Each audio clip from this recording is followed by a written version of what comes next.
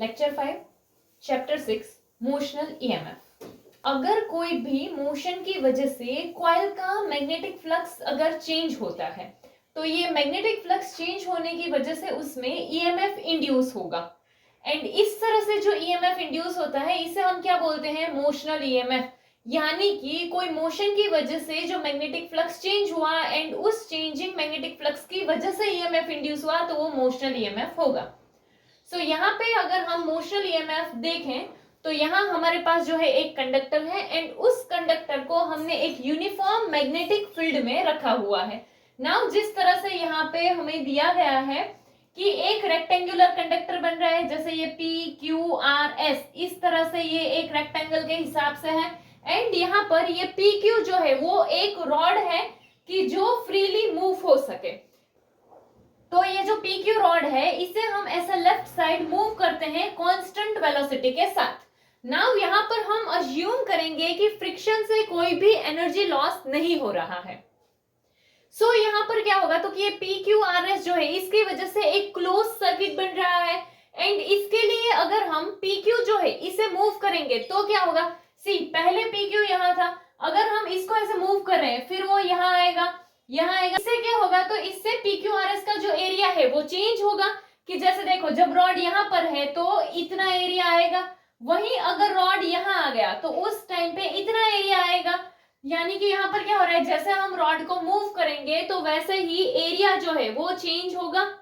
And यहाँ पर ये जो यूनिफॉर्म मैग्नेटिक फील्ड है वो इस प्लेन से परपेंडिकुलर हो वैसे है।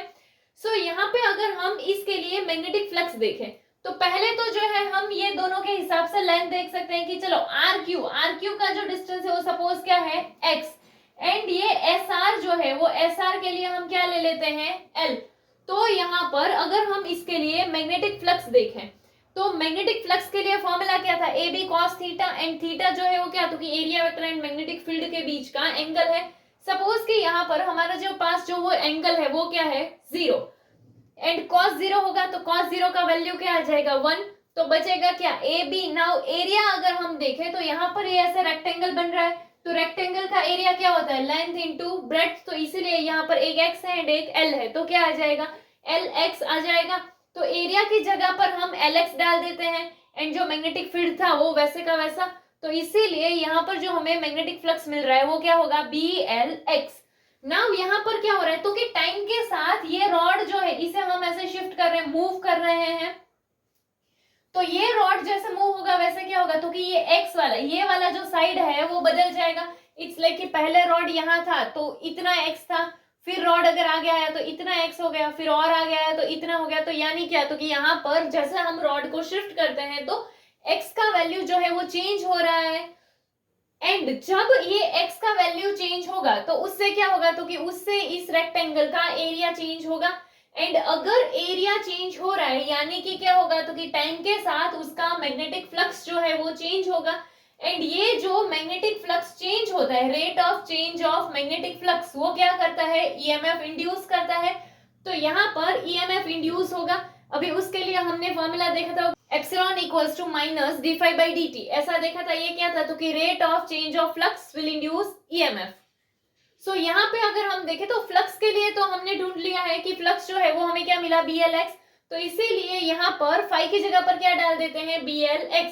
बट यहाँ पर देखो मैग्नेटिक फील्ड तो वैसा का वैसा रहने वाला है एंड ये जो L है वो भी वैसा का वैसा रहेगा, यानी कि B एंड L ये दोनों क्या है कांस्टेंट है।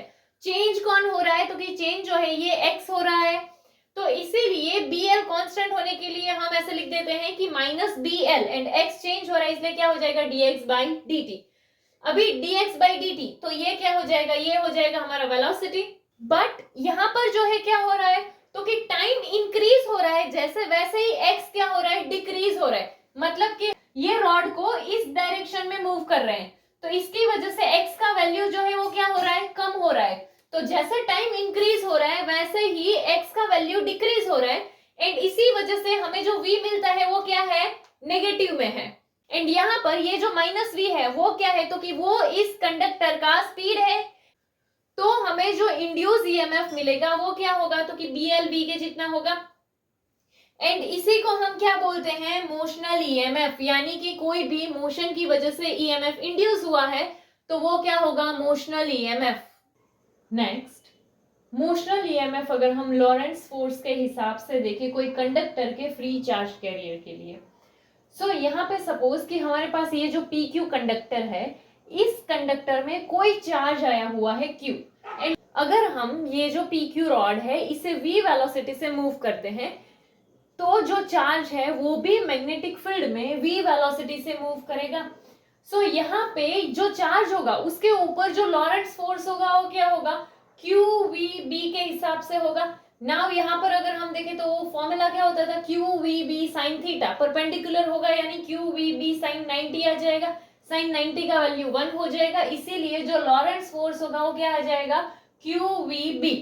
एंड यहाँ पर जो फोर्स होगा, फोर्स का डायरेक्शन पॉजिटिव हो या नेगेटिव हो उसके हिसाब से अपोजिट आता है, कि पॉजिटिव चार्ज के लिए जो डायरेक्शन है तो नेगेटिव चार्ज के लिए उसका अपोजिट डायरेक्शन का फोर्स मिलता है। एंड अगर हम कोई भी चार्ज के लिए वर्क देखें कि कोई भी चार्ज को मूव करने में कितना वर्क लगेगा, तो वर्क जो है, वर्क का फॉर्मूला हमारा क्या था, तो कि एफ डी के हिसाब से अगर हम देखें तो जो फोर्स है वो लॉरेंट्ज फोर्स के हिसाब से हमने क्या देखा, तो कि क्यू वी बी होगा। एंड डिस्टेंस अगर देखें तो यहाँ पे हमने क्या देखा था कि ये जो है ये कितना है, एल। तो अगर जो हमारा चार्ज है वो भी रॉड में अगर एक एंड से दूसरे एंड पर जाता है तो डिस्टेंस क्या होगा, एल होगा। तो इसीलिए यहाँ पर जो है फोर्स की जगह पर आ जाएगा क्यू वी बी, एंड ये डिस्टेंस के लिए क्या आ जाएगा, एल। इसीलिए चार्ज को मूव करने में जो वर्क होगा वो क्या होगा, क्यू वी बी एल के हिसाब से होगा। नाउ अगर हम यूनिट चार्ज के लिए वर्क देखें तो यूनिट चार्ज के लिए वर्क यानी क्या आ जाएगा, तो कि W बाई क्यू आता है। एंड यहाँ पर जो है W के लिए तो हमें ये वैल्यू मिल चुका है, तो यहाँ पर अगर हम वो वैल्यू पुट करेंगे तो क्या आ जाएगा, Q V B L, and नीचे ये जो है Q तो वो चला जाएगा, तो ये क्या, तो कि ये वाला हमें वैल्यू मिल जाएगा। तो यहाँ पर देखो BLV, अभी यही चीज हमारा क्या था, तो कि EMF था, तो इसीलिए EMF के लिए जो हमारा वैल्यू है वो क्या, तो कि BLV है, एंड वो क्या है, तो कि work per unit charge. And ये जो है ये हमारा किसका इक्वेशन है, मोशनल EMF का। नेक्स्ट, बहुत सारे एक्सपेरिमेंट से ये पता चला था कि जब हमारा कंडक्टर स्टेशनरी है एंड मैग्नेटिक फील्ड चेंज होता है तब भी EMF इंड्यूस होता है। नाउ अगर हम स्टेशनरी कंडक्टर का केस देखें, यानी कि क्या, तो कि अगर हमारा कंडक्टर जो है ये स्टेशनरी है तो उस टाइम पे चार्जेस के ऊपर जो फोर्स होगा वो हमें ऐसे मिलता था कि F equals to Q into में E plus V cross B, इससे हमें चार्ज का फोर्स मिलेगा। नाउ यहाँ पे क्या हमने देखा, तो कि कंडक्टर स्टेशनरी है। नाउ कंडक्टर स्टेशनरी है तो मूवमेंट नहीं कर रहा, अगर मूवमेंट नहीं कर रहा है तो उसका वेलोसिटी क्या हो जाएगा, 0 हो जाएगा। तो इसीलिए स्टेशनरी कंडक्टर के केस में ये वेलोसिटी 0 हो जाएगा, तो ये इनटू में तो ये भी 0 हो जाएगा, तो सिर्फ बचेगा क्या, यही बचेगा। तो इसीलिए जो फोर्स होगा वो क्या आ जाएगा, क्यू ई आ जाएगा। सो इससे हम बोल क्या सकते हैं, तो हमें इंड्यूस्ड ईएमएफ और इंड्यूस करंट के लिए क्या अज्यूम करते हैं हम, कि जो टाइम वेरिंग मैग्नेटिक फील्ड है वही इलेक्ट्रिक फील्ड जनरेट करता है। नाउ अगर हम यहाँ देखें तो एक तो इलेक्ट्रिक फील्ड जो है वो एक स्टेशनरी चार्ज से प्रोड्यूस हो सकता है, एंड सेकेंडली जो इलेक्ट्रिक फील्ड है वो टाइम वेरिंग मैग्नेटिक फील्ड से जनरेट हो सकता है। तो ये दो तरीके से इलेक्ट्रिक फील्ड जनरेट हो सकता है, एक तो स्टेशनरी चार्ज से, secondly time varying magnetic field से। बट ये दोनों ही इलेक्ट्रिक फील्ड की प्रॉपर्टीज जो है वो डिफरेंट होगी।